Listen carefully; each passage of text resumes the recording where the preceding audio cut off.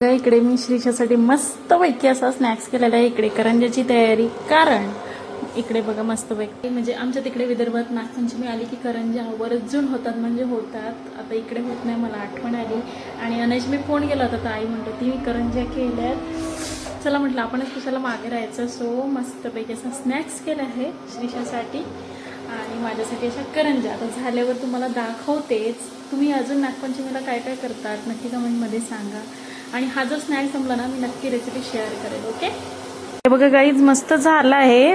पण ही जी साईज दिसते का तुम्हाला, ही एवढीच साईज पाहिजे होती, एवढीच. म्हणजे खायला खूप छान झालं. माझी खूप मोठी झाली कारण टेस्ट वगैरे खूप मस्त झालेलं आहे.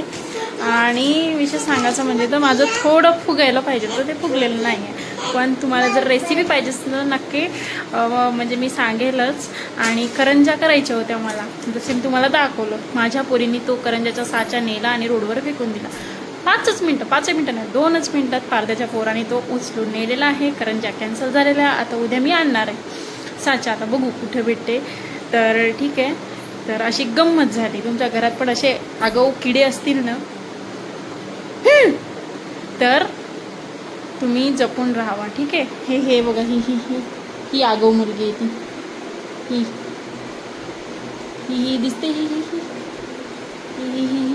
ही. तर प्लीज फॉलो करायला विसरू नका. बाय.